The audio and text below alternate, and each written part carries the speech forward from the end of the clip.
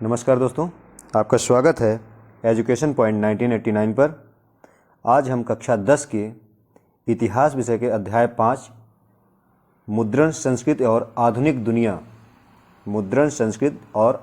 दुनिया के ऑब्जेक्टिव क्वेश्चनों पर चर्चा करेंगे, जो कि एग्जाम की दृष्टि से काफ़ी महत्वपूर्ण चैप्टर है। आइए शुरू करते हैं।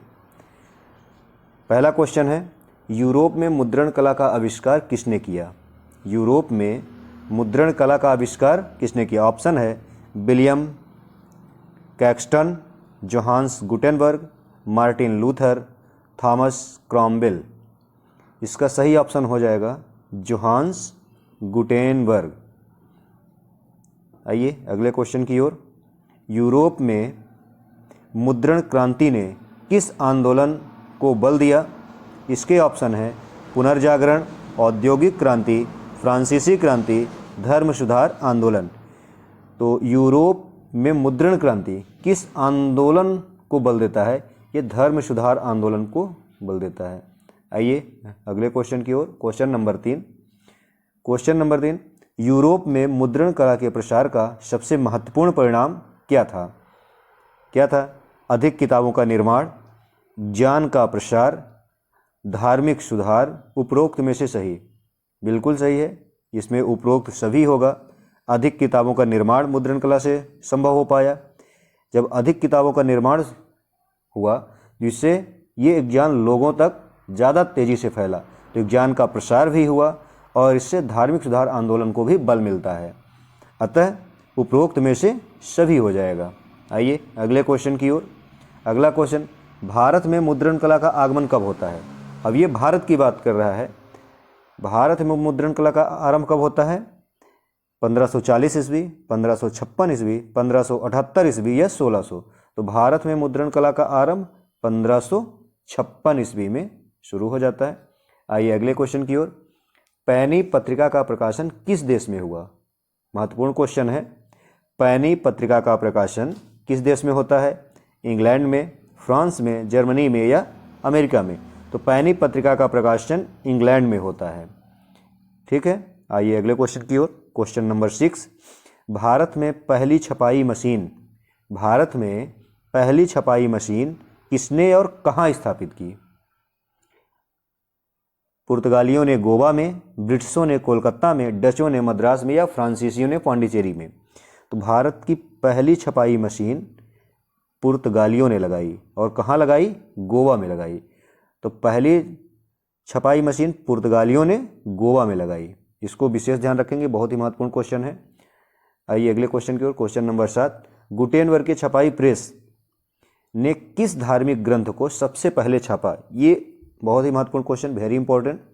गुटेनबर्ग की छपाई प्रेस ने किस धार्मिक ग्रंथ को सबसे पहले छापा? ये कौन सा है? बाइबिल है। बाइबिल को सबसे पहले गुटेनबर्ग की प्रेस ने छापा था। पहली धार्मिक पुस्तक है बाइबिल। आइए अगले क्वेश्चन नंबर 8, एशिया में मुद्रण कला का सबसे पहला विकास किस देश में हुआ? एशिया की बात हो जा रही है। एशिया में तो ऑप्शन है चीन, जापान, भारत, कोरिया। तो एशिया में मुद्रण कला का आरंभ सबसे पहले चीन में होता है। कहाँ होता है? चीन में। आइए अगले क्वेश्चन की ओर। अगला क्वेश्चन, यूरोप में छपाई कला के विकास का किस पर सबसे बड़ा प्रभाव पड़ा? यूरोप में छपाई कला के विकास का सबसे ज़्यादा किस पर प्रभाव पड़ा? शिक्षा पर, राजनीति पर, धर्म पर या व्यापार पर? कहाँ पड़ता है? धर्म पर सबसे ज़्यादा छपाई कला का प्रभाव पड़ता है। आइए अगले क्वेश्चन की ओर। अगला क्वेश्चन है, मुद्रण कला के विकास के साथ किस प्रकार की किताबों का प्रसार सबसे तेज़ी से हुआ?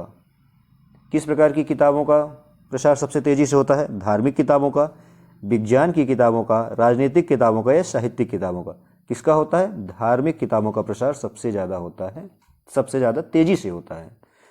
आइए अगले क्वेश्चन की ओर। अगला क्वेश्चन है क्वेश्चन नंबर 11, पहली छपी हुई बाइबिल को किस नाम से जाना जाता है? बहुत महत्वपूर्ण क्वेश्चन। पहली छपी हुई बाइबिल को किस नाम से जाना जाता है? Gutenberg Bible, Latin Bible, Vulgate Bible या किंग जेम्स बाइबिल? तो छपाई खाने का आविष्कार किए हैं गुटेनबर्ग ने। तो और पहली धार्मिक किताब कौन सी छपी है? बाइबिल। तो कौन सी हो जाएगी? Gutenberg Bible.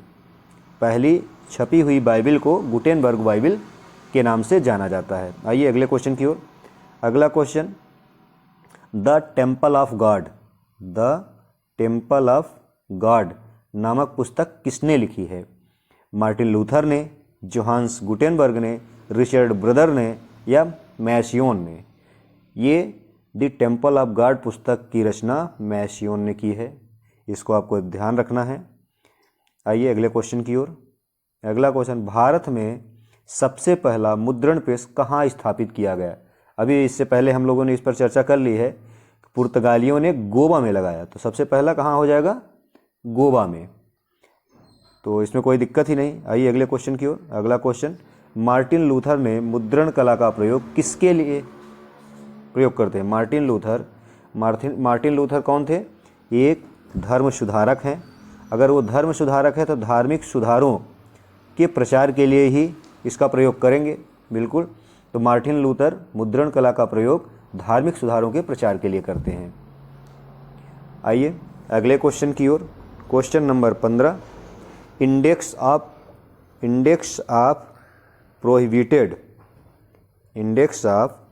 प्रोहिबिटेड बुक्स की रचना किसने की है? जारी किसने किया है? किसने जारी किया है? कैथोलिक चर्च ने, मार्टिन लूथर ने, ब्रिटिश सरकार ने या फ्रांसीसी क्रांति ने? इसको जारी करने वाले कैथोलिक चर्च हैं। इंडेक्स ऑफ प्रोहिबिटेड बुक्स को जारी करने वाले कैथोलिक चर्च हैं। आइए अगले क्वेश्चन की ओर। योहान गुटेनबर्ग क्या करते हैं?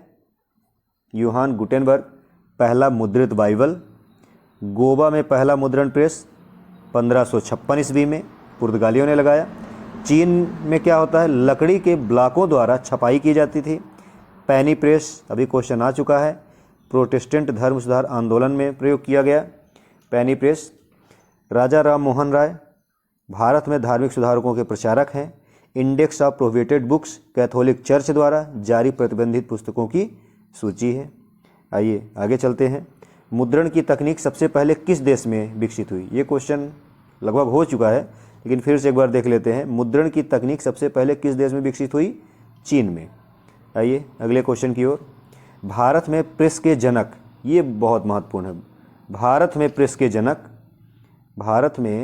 जनक कौन है? भारत में प्रेस के जनक James Augustus Hicky, Johann Gutenberg, Martin Luther, Raja Ram Mohan Roy.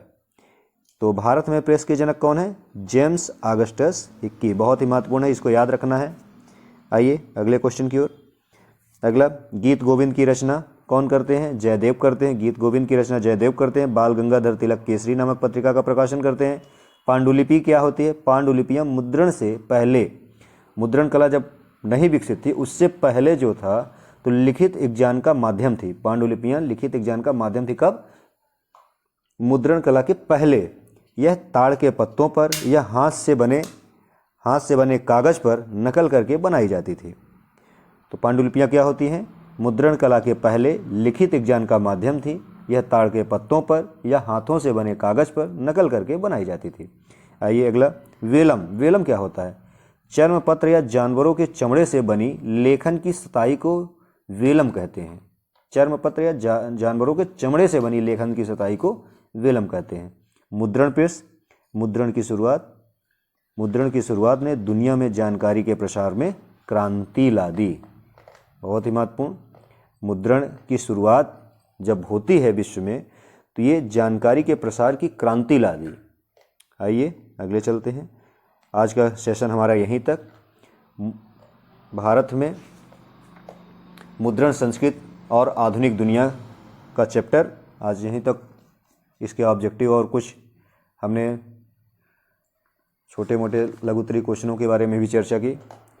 तो आज का सेशन यहीं तक। Thank you.